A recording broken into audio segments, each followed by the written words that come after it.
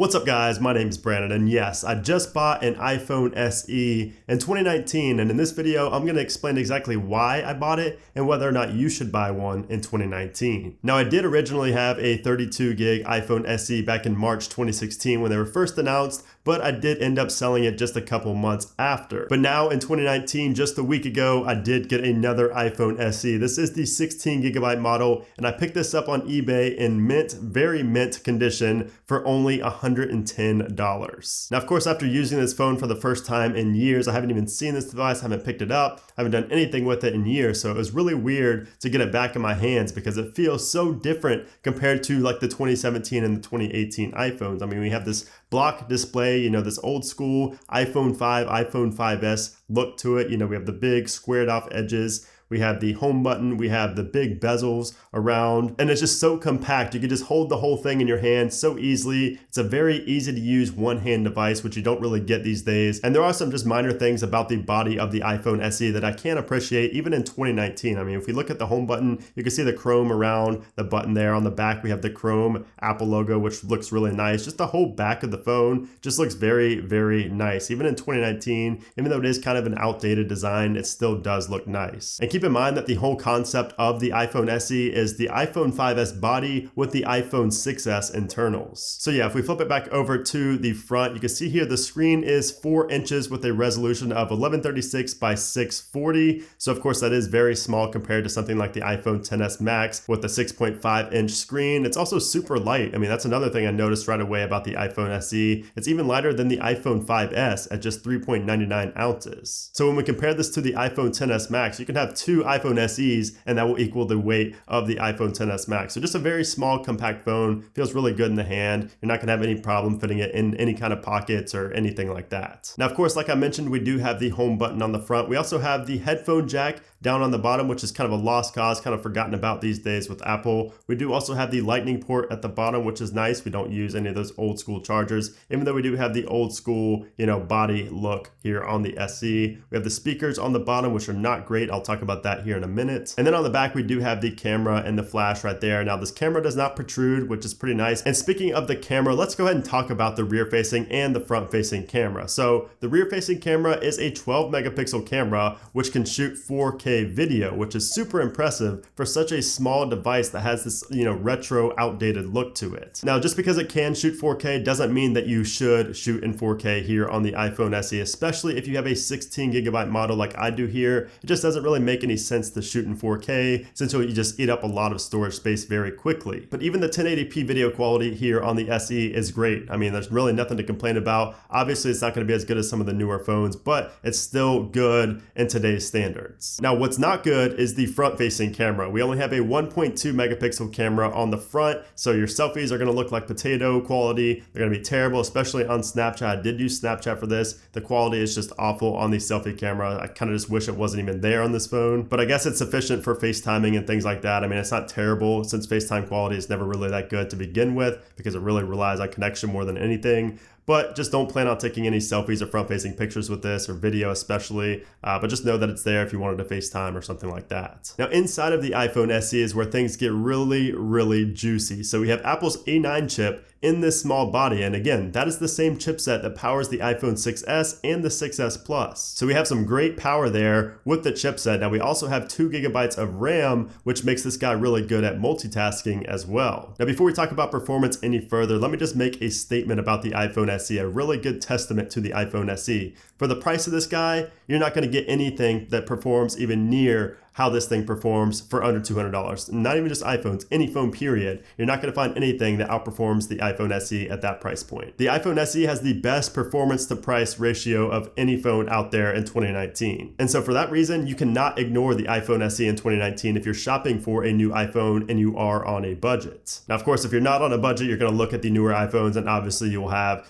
better performance and better cameras and things like that. But again, if you're on a budget, it's really hard to ignore the iPhone SE in 2019. And we're going to touch touch on that more at the end of this video when I talk about should you buy the iPhone SE in 2019. Now, speaking of the performance, software has a lot to do with the performance. In iOS 12 on the iPhone SE, it just runs blazing quick. I mean, everything is super smooth on the iPhone SE on iOS 12, and iOS 12 was a big improvement over iOS 11 as well. iOS 11 was pretty much a disaster for all of the older phones like the iPhone 5S, iPhone 6, and the iPhone SE, but iOS 12 pretty much revived all of those phones and gave them new life. I mean, better performance, better battery life, new features, everything you can ask for in a software update for older devices. We don't know if iOS 13 is going to support the iPhone SE just yet. I will make another video letting you guys know if iPhone SE will be supported on iOS 13. There are some rumors out there suggesting that the SE and the 6S will lose support with iOS 13, but that is just a rumor at this moment. But yeah, anyways, getting back on track. So some software features that we are missing, hardware and software features that we are missing here on the SE. We have no kind of 3D touch or haptic touch at all with the iPhone SE. We also don't have any, haptic feedback or anything like that. So when you type on the keyboard or, do different things inside of the OS, you're not going to get that haptic feedback on the phone, which is a little unfortunate. So you're really just running a bare bones iOS. You're not really going to have that flair and that, those really interesting features that the newer iPhones have. But I would imagine that if you're looking at an iPhone SE, you don't really care about that extra flair. You don't really care about standing out or anything like that. So that's probably not a big deal to you. Now, like I said, the iPhone SE is super fast, and you can see here, I did a little speed test between the iPhone SE and the iPhone 8 Plus, and then I also did a speed test between the iPhone SE and the iPhone XS Max. And you can see here that the performance is really good on the iPhone SE. I mean, obviously the 8 Plus and the iPhone XS Max are still outperforming the SE,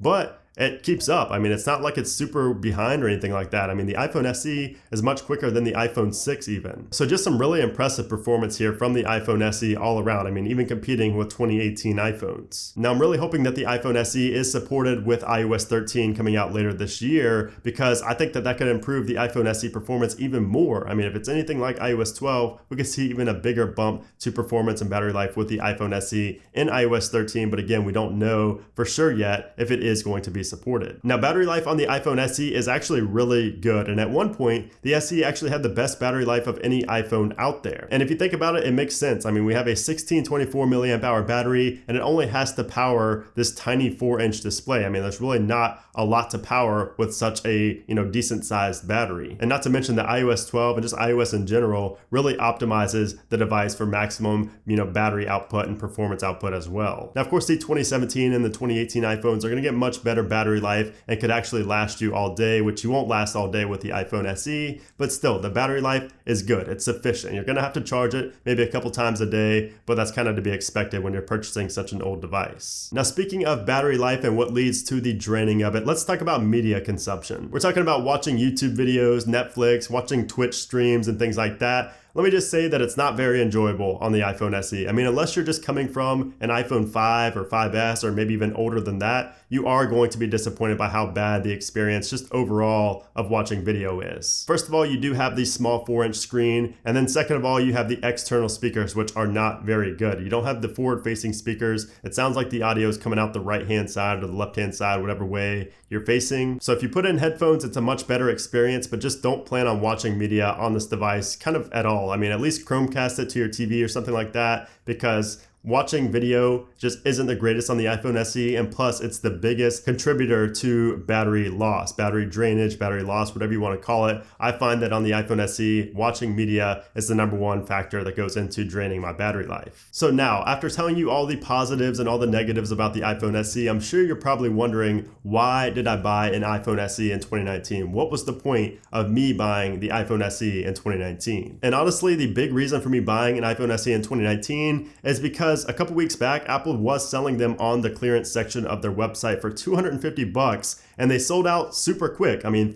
I think 3 or 4 times they went up for sale and sold out super quick. So obviously seeing that, it piqued my interest, and I was like, man, everybody's so interested in the iPhone SE in 2019. I wonder why. What's the big, deal? I mean, I know the iPhone SE is a great phone. I liked it when I had it for a short period of time, but what is so appealing about this phone? So I got it for that reason, and then also I got it because I just really wanted to go back and use a phone that had these bezels, that had the first generation Touch ID, that had, a decent decent camera, not a great camera, and just see what it would be like using it, a few days with my SIM card and things like that. So overall, I must say that using the iPhone SE for a few days as my daily driver was just kind of a decent experience. It wasn't great, wasn't good, it wasn't bad, it was just kind of in the middle. And that may be personal preference because I like to stream a lot of media. So I like to watch a lot of YouTube videos, Twitch streams, things like that. So it was a very big disappointment when I tried to do that here on the iPhone SE, and the experience just wasn't great. I found myself going back to my iPhone XS Max or even my iPhone XR, something like that, to watch these videos because it was just kind of unbearable on the iPhone SE. And then once again, of course, the battery life. I had to charge this thing about 2 to 3 times every single day, and it was kind of an inconvenience. I would have to have portable chargers on me and things like that at all times.